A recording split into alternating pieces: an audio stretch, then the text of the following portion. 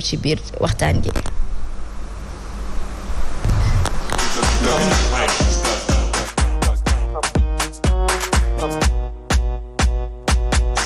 Non-respect d'exécution des projets immobiliers, le cauchemar de la diaspora nga war ci ànd ak monsieur Wade. waaw Asma, en effet c'est un cauchemar, non seulement pour la diaspora mais tous ceux qui souscrivent à ces projets immobiliers là nga xam ne ni souvent le taux d'exécution il est très faible au Sénégal, surtout à temps. Et ça crée beaucoup de désagréments, dafay créer problème yu bëri ndax nit ki aussi jël alalam soit mu nekk fii wala mu nekk bitim réew dugg ko ci benn projet immobilier am ay planning am yu mu def ay calculam yu mu def sur certaines années pour war a dëkk ji ci këram au bout du compte nga xamal na ni kër gi parewul, ça crée forcément des désagréments. Dans le cas d'espèce, on reçoit aujourd'hui ni ñu ko waxee sànq Matar Wade mu représenté diaspora bi ci problème bi ñu am ak waa Getran nga xam ne ni pratiquement depuis 2014 que les transactions ont commencé, 2015 jëm léegi il y a plus de 100 membres qui sont inscrits te ba léegi ñu am ay problèmes pour acquérir seen logement yooyu. Voilà donc sëñ Matar ñu ngi lay nuyu. maa ngi leen di fay. Voilà sëñ Matar fi ñuy tàmbalee mbir mi mooy vous êtes déjà plus de 100 membres. Et donc li ñu bëggoon a xam mooy déjà très souvent projet immobilier yooyu dafa am contrat yu leen di lié. Quelles étaient les conditions pour ngeen commencer dafa daan am apport bu ngeen waroon a def. wala vous payez cash wala par échéance. waaw au début ñoom li ñu waxoon mooy da ngay fay par échéance. bu matee. ñu livrer sa appartement. mais am na ñoo xam ni xaaruñu échéance yi. ñoom ils avaient besoin de dañu yaakaar am na ñoo xam ne ñu bëggoon ñibbisi am na ñoo xam ne ñu bëggoon disposer seen appartement lu mu gën a gaawee. am na ñoo xam ne dañu fay ñetti échéance lañu ko def rek. fay ko cash. donc ñooñu ñi ma xam ñi ma njëkk a xam 2017 la. ñooñu dugal seen échéance ba mu mat ñu leen décembre. ñuy livrer appartement yi. décembre ban année. 2017. 2017 waaw moo ñu inscrire ci 2017 bi. am na ñoo xam ne 2018 dañu ñëw inscrire commencé fay. ñooñu ñu leen 31 décembre 2018. loo boobu moom ñooñu laa xam. mais après 2019 2020 xaw ma. mais ñu ci ëpp 70 personnes ci période boobu rek jënd nañu. entre 2017 2018. jusqu'au jour où je vous parle fi ñu nekk nii. y en a pas un. qui dispose de son appartement. amu ci kenn ku dëkk ci appartement yi. donc si on comprend bien entre 2014 2015 ba 2020 aujourd'hui 2021 ça fait pratiquement 7 ans que le projet dure. et ñoom ban raison lañ leen wax ne moo tax ba léegi mun leen a jot ci seen appartement yi. non 2014 2015 je suis pas trop sûr. parce que xëy na moi j'ai les informations. voilà peut-être des travaux de terrassement d'assainissement blablabla. mais à partir de 2017 daal. gis naa ñu fay cash. avant décembre 2017 mata lañ prix appartement bi. oui mais ban raison lañ leen jox yéen ne leen ñoom moo tax ba léegi mun leen jot seen kii. en fait le promoteur. waaw qui le propriétaire je dirais. ki Macky Sall jox ay terre pour mu defar logement yi pour la diaspora ko. mooy le promoteur kenn du ko gis. mooy un certain Martiam. soo demee seen i bureau Almadies tu vois une certaine madame Diop. mooy représentante je crois. moom moo la jox ay délai. dans 4 mois gouvernement moo deful lii enfin chaque jour boo ñëwee dañu lay jox prétexte bu bees. mais boo demee sur place man dem naa plusieurs reprises. avec d'autres propriétaires. boo demee sur place sur le chantier. tu vois nettement. que ça n'avance pas il y a plus d'ouvriers. amatul ouvrier. amatul sax gardien benn gardien nga fay fekk. ñu tëj accès principal bi pour bañ nga dugg dañu di ndax ñun pour dugg pour xool mais boo demee y a rien. donc genre chantier bi dañ ko waaw loolu benn raison bi ñu doon dox mooy. gouvernement bi du suñu faute. bu la ñu ko jiin gouvernement bi moo assainirul. mois passé Diène Farba Sarr génn c'est responsable des pôles urbains je crois. nii ak ay techniciens travaux de voirie yëpp jeex na. assainissement jeex na xam nga connexion à la station d'épuration yooyu yëpp pare na. il a envoyé une lettre dans ce sens. voilà am na ñu ko filmé en vidéo muy wax. ci journal télévisé je crois. léegi kon ñoom ñoo ci des moom bu fekkee pare na depuis mois de mai passé. même bu fekkoon pare woon na depuis ba tey jii. su pare woon lépp tey jii kenn mënu toxu foofu. parce que l'immeuble elle est là la structure. les grosses œuvres. mais ci biir dara sottiwu fa. finition yi pareegul. waaw j'ai un ami à moi. proche. bu leen porter plainte. dem tribunal gagné leen.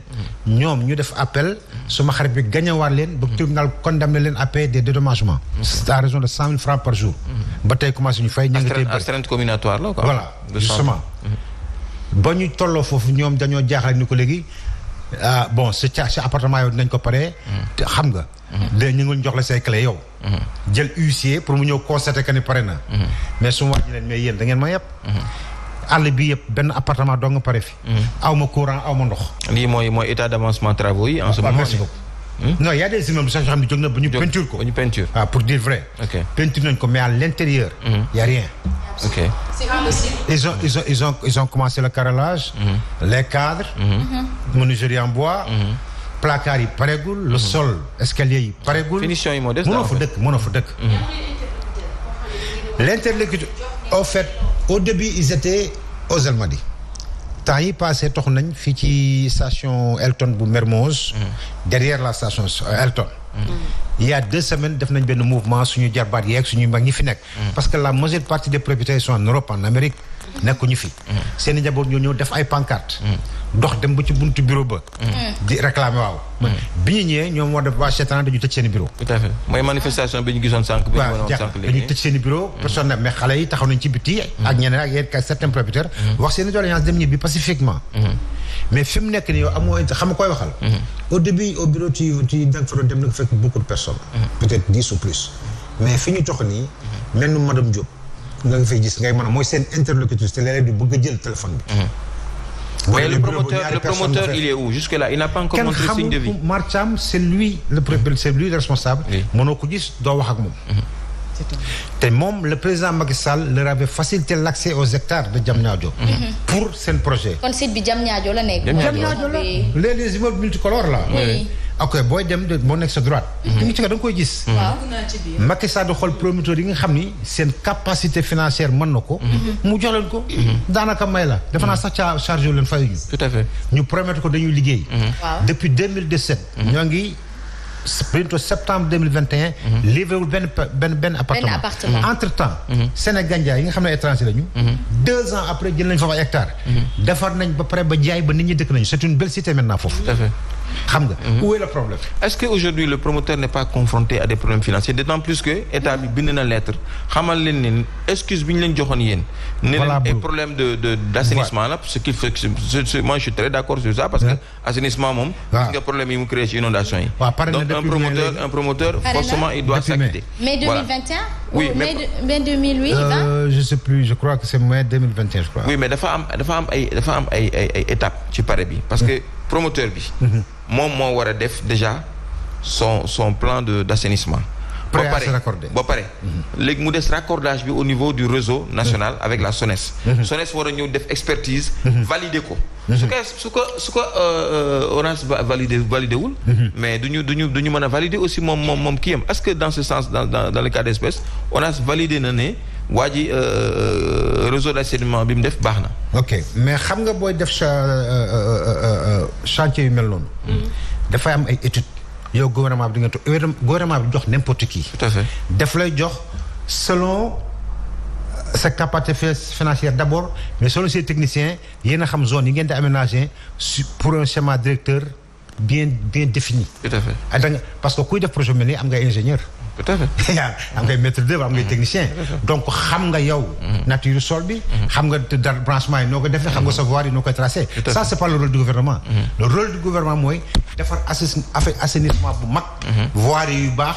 nga ñëw connecté seen réseau. kon yéen nan ngeen jàppee da ngeen foog ni dafa leen truyande da ngeen foog ni dafa daw ak seen xaalis. est-ce que une entreprise aussi crédible parce que nous connaissons tous Gétran Immo qui a eu à construire beaucoup justement d'appartements ici. Il n'y a jamais eu de problème jusque-là est-ce que yéen da ngeen bëgg a gisanteeg moom Martiam mi jiite Gétran pour seen xel dal wala lan ngeen foog.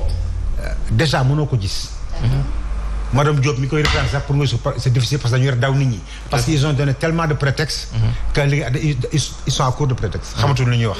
parce que boo nee réseau bi ñu ne réseau pare na nga ne voirie ñu ne voirie pare na. livré woo benn amoon looy expliquer. mais ñun suñu question mooy. Marcham. c'est-à-dire que ñun bind nañu Guèye Farba Sarr responsable des pôles urbains de Diamniadio du Lac Rose. bind nañu ministre de l'habitat. tout dernièrement essayé nañ envoyé nañ correspondance au président de la République. maanaam lépp loo xalaat ci voie de recours. ñun def nañ ko. tribunal bi ñu jëm yëpp dañoo gagné. am na boo xam ne ay plainte individuelle la.